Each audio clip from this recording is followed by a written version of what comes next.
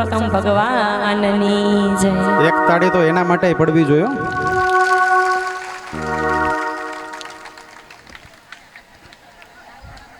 ભેગા ભેગી તાળીઓ બધાની પડાવી જ નાખું. એક કામ કરું, અમારા સાઉન્ડવાળા ભાઈ, માવતર સાઉન્ડવાળા સાગરભાઈ માટે પણ એક તાળીઓ. ઓર્ગનવાળા ચેતનભાઈ અને અમારા ગાયક કલાકાર ચેતનભાઈ, બે ચેતન હો, આપણે આવું જ ચેતન જોઈએ એટલે બે ચેતન ભેગા કર્યા, એના માટે એક તાળીઓ. જેને તમને આંબોળું જાંબોળું કરાવ્યું એ પણ સાધુ સમાજના દીકરી, એમના માટે પણ એક જોરદાર તાળીઓ ભાવિકાબેન ગોંડલિયા. અને અમારા આકાશભાઈ ઉસ્તાદ, એને તો બધાય ઓળખતા હોય, રાજભા ગઢવીથી લઈને દેવાયત ખવડ બધાના કાર્યક્રમમાં એ તબલા વગાડવામાં હોય ભાઈ, પણ એની પ્રેમ ભાવને ઈચ્છા દ્વારા એ ભાઈ કે મારે તમારા જ કાર્યક્રમમાં ભાગવતમાં મારે આવવું છે. હરિદ્વારની કથા કેન્સલ કરી નાખીને આપણી કથામાં આવ્યા. અને હવે મેઇન તાળી જ રહી ગઈ, મારા ઓલા બે ઉપાચાર્ય બેટ દ્વારકામાં ભણ્યા મારા ભાવેશભાઈ ને જ્યોતભાઈ વડોદરાથી આવ્યા છે, એના માટે એક જોરદાર તાળીઓ. અને પાછા બેટ દ્વારકા તો ભણ્યા, પણ વીરપુર જલારામ બાપાનો આશીર્વાદ આપણા માટે ભેગો લેતા આવ્યા. બોલો જલારામ બાપાની જય. તો પૂતનાએ કેવા 16 શણગાર સહી. યશોદામાં એમ કહે છે કે હું મીઠાઈ બનાવીને કંઈક લઈ આવું, ત્યાં સુધી આ લાલાને કે તમે પારણીએ ઝુલાવો નહીં. લાલાને પારણીએ ઝુલાવતા ઝુલાવતા એનામાં એવો વાત્સલ્ય ભાવ આવી ગયો કે લાલાને ખોડામાં લઈ અને વિચાર કરે છે કે આવું બાળક મારું હોય તો કેવું સારું. એને સ્તનપાન કરાવવા માટે જાય છે. આ ભગવાને ઈચ્છા પૂરી કરી કોની ખબર છે? જ્યારે ભગવાન વામન જન્મ લીધો હતો ને, ત્યારે વિંધ્યાવલી રાણી એમ કીધું હતું કે આ 7 વર્ષનો બાળક, આવું બાળક કે મારે અહીંયા જન્મે તો કેવું સારું, આવું બાળકને કે પ્રેમ કરે. પણ ભગવાને જેવું જ્યારે વિરાટ સ્વરૂપ ધારણ કર્યું ને, તે વિંધ્યાવલીના પાછું ફરી ગયું વચન કે આવું બાળક જન્મે ને એને તો કે જન્મવાય નહીં, રખાય નહીં, કે મારી જ નખાય હોય, ઝેર પાય. એટલે એ ઝેર ભરીને આવી હતી સ્તનમાં. એ પૂતના રહીને એ વિંધ્યાવલીનો અવતાર. આજે પૂતનાએ ભગવાનને પોતાના ખોડામાં લીધા. ભગવાન સ્તનપાન કરવા માટે જાય છે, પણ ભગવાન એટલા એના માટે ભારે બન્યા કે પૂતનાએ પોતાનું વિરાટ સ્વરૂપ લીધું, આકાશ માર્ગે જાય છે. પણ જેને ભગવાન પોતે જેનો ઉદ્ધાર કરવાના હોય એને કોઈ મારી ન શકે. પૂતનાનો ભગવાને ઉદ્ધાર કર્યો છે. શું કામ ખબર છે? માં બને એને માં ગણી ભગવાને. અને આ જગતની અંદરમાં ભગવાને હંમેશા બધાનો ઉદ્ધાર કર્યો છે. પૂતનાને મારીને તો પૂતના આખી ગોકુળ ગામની અંદર સીમાની અંદર મોટો ખાડો થઈ ગયો. પૂતના તો મૃત્યુ પામી ગઈ. પણ આ બાજુ ગોપીઓ, માં યશોદા બધા વિચાર કરવા લાગ્યા કે લાલો ક્યાંય ગયો? આપણો લાલાને કંઈ થયું નથી ને? માં યશોદા આજે લાલાને ગોતવા માટે ગોપીઓ બધી જગ્યાએ જોઈ, પણ લાલો તો દૂર એક રમકડાથી રમતો હતો. હજી તો આ પેલું રમકડું હતું. અને માં યશોદાએ જે લાલાને લઈ અને ગોપીઓને કીધું જાઓ તમે બધી યમુનાનું જળ ભરી આવો. એક ગોપીને કીધું કે મારા લાલાના શરીરે આ રાક્ષસી એડીને તો ગાયનું છાણ આખું ચોપડવું પડશે. ગાયના છાણ દ્વારા એને કે સ્નાન કરાવવું પડશે. ગૌમૂત્રનો અર્ક દ્વારા સ્નાન કરાવે છે. કેસર, ચંદન, અબીલ, ગુલાલ બધી વસ્તુ આવી અને ભગવાનને આજ માં યશોદા પહેલી વાર સ્નાન કરાવે છે. યમુના જળમાં કેસર ઘોડી સ્નાન કરાવો સામડા. યમુના જળમાં કેસર ઘોડી સ્નાન કરાવો સામડા. હળવે હાથે અંગો જોડી લાડ લડાવો સામડા. હળવે હાથે અંગો ચોડી લાડ લડાવો સામડા. યમુના જળમાં કેસર ઘોડી સ્નાન કરાવો સામડા. યમુના જળમાં કેસર ઘોડી સ્નાન કરાવો સામડા.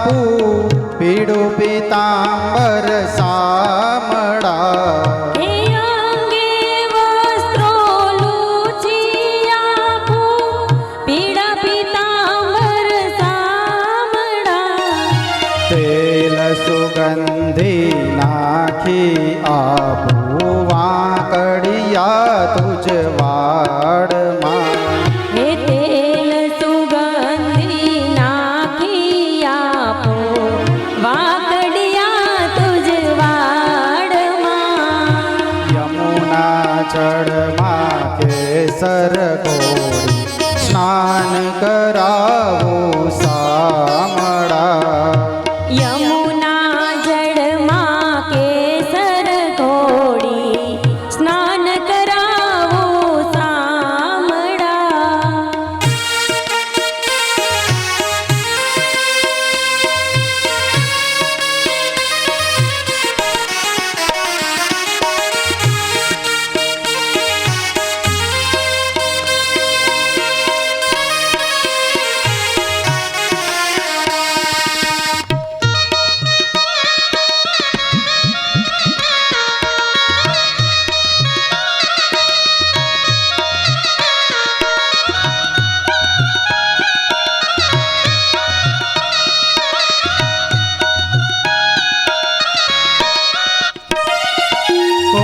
कुम केरू तिलक सजावो त्रिकम तारा पाल मां હે કુમકુમ કેરું તિલક સજાવો ત્રિકમ તારા ભાલમાં अलबेली आँखों आंजू आंजन मारा वाल मां હે અલબેલી આંખોમાં આંજો અંજન મારા વાલમાં यमुना जड़मा केसर घोड़ी स्नान करावो सामड़ा હે યમુના જળમાં કેસર ઘોડી સ્નાન કરાવું સામડા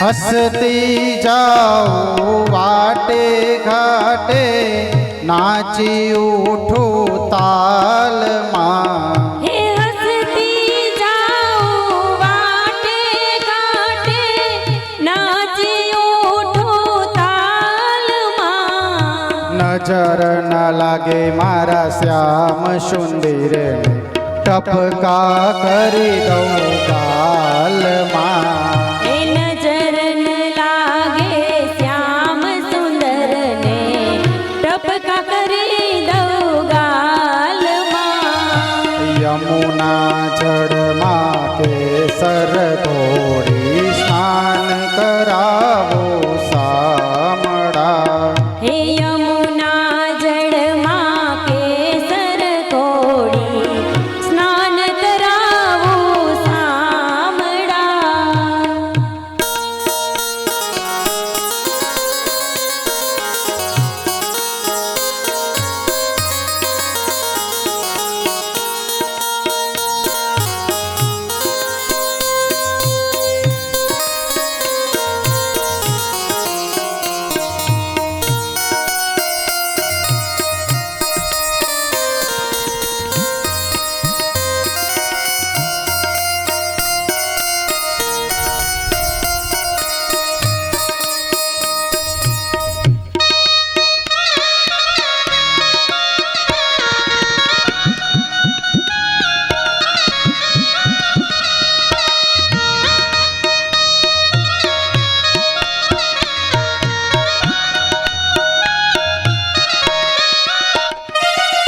પગમાં ઝાંઝર છુમ છુમ બાજે, કરમાં કંકણ વાલમાં. હે પગમાં ઝાંઝર છુમ છુમ બાજે, કરમાં કંકણ વાલમાં.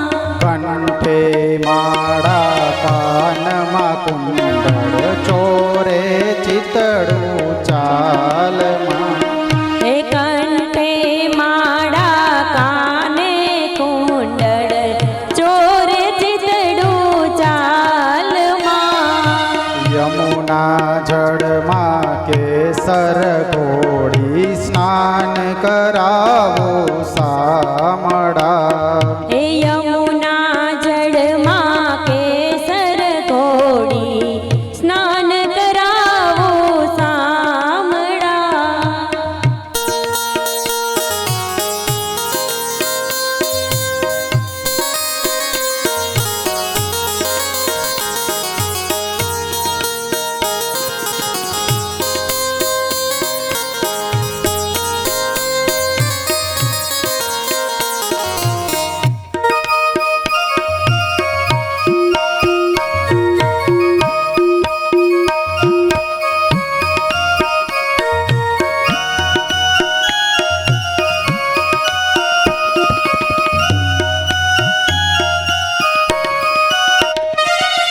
મોર મુગટ માથે પહેરાવી, મોરલિયા હાથમાં. હે મોર મુકુટ માથે પહેરાવી, મોરલિયા હાથમાં.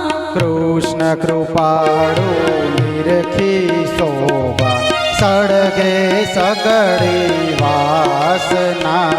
હે કૃષ્ણ કૃપાળુ નિરખી શોભા, વારી જાઉં વાલમાં. યમુના જળમાં કેસર ઘોડી, સ્નાન કરાવો સામડા. હે યમુના જળમાં કેસર ઘોડી, સ્નાન કરાવો સામડા. યમુના જળમાં કેસર ઘોડી, સ્નાન કરાવો સામડા.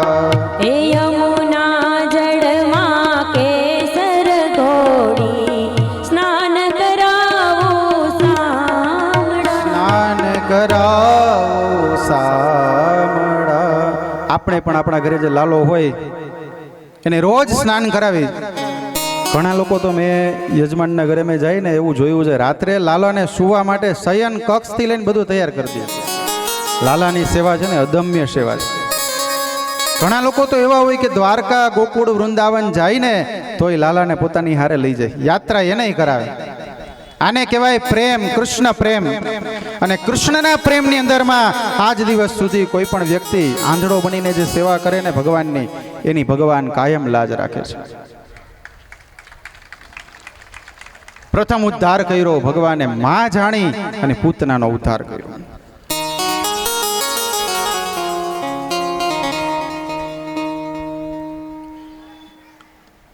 ત્યારે એમ પણ કહેવાનું કે પૂતનાનો જ્યારે વધ કર્યો ને ભગવાને, પૂતનાનો ઉદ્ધાર કર્યો, તો ત્યારે શાસ્ત્રમાં એમ પણ કહેવાનું કે તમારું બાળક રાત્રે સપનામાં ડરી જતું હોય, ભયાનક સપનાઓ આવતા હોય, એને બીક લાગતી હોય, તો કોઈ બ્રાહ્મણની પાસે જઈ અને પૂતનાષ્ટક નામનો પાઠ કરાવો.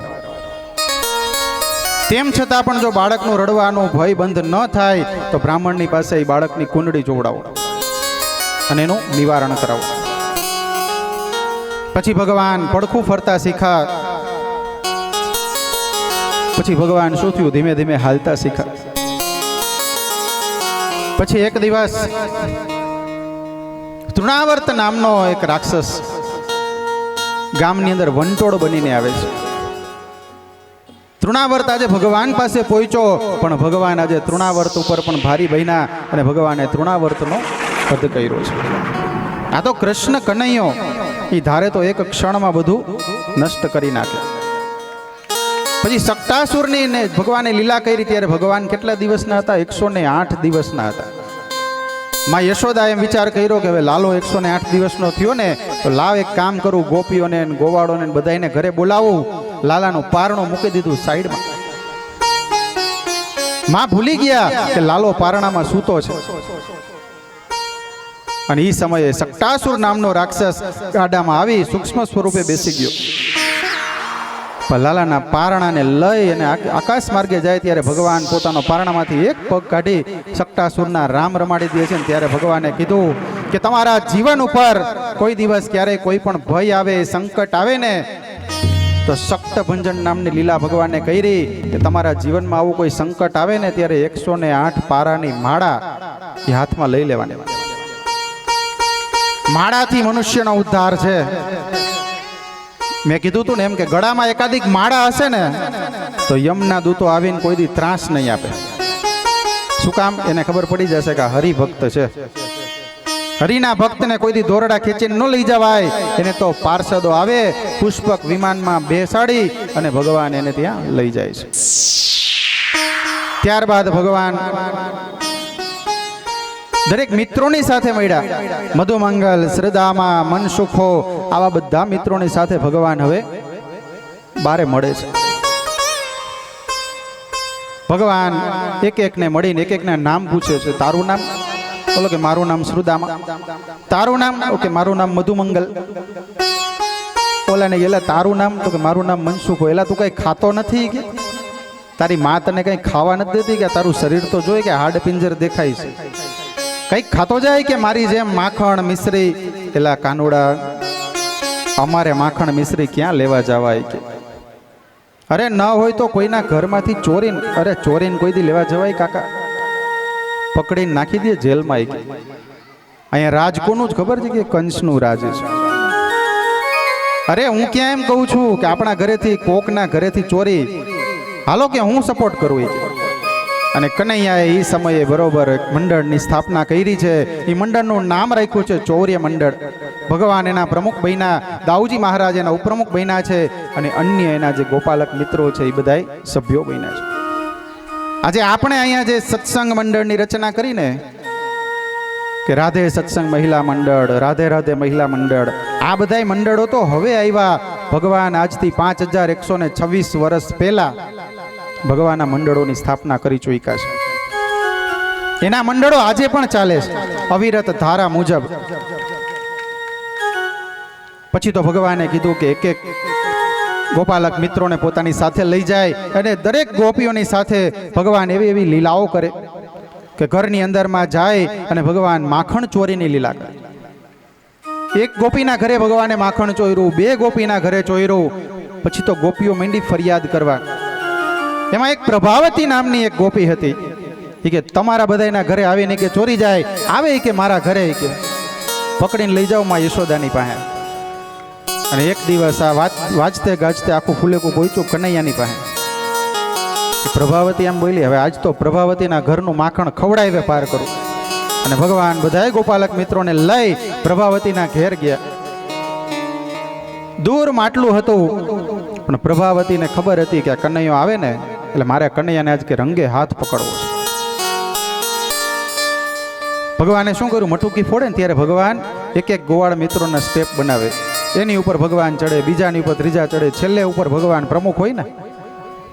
સૌથી નીચે કોણ હોય? સભ્યો. એની ઉપર કોણ હોય? ઉપપ્રમુખ. ને એની ઉપર હોય પ્રમુખ.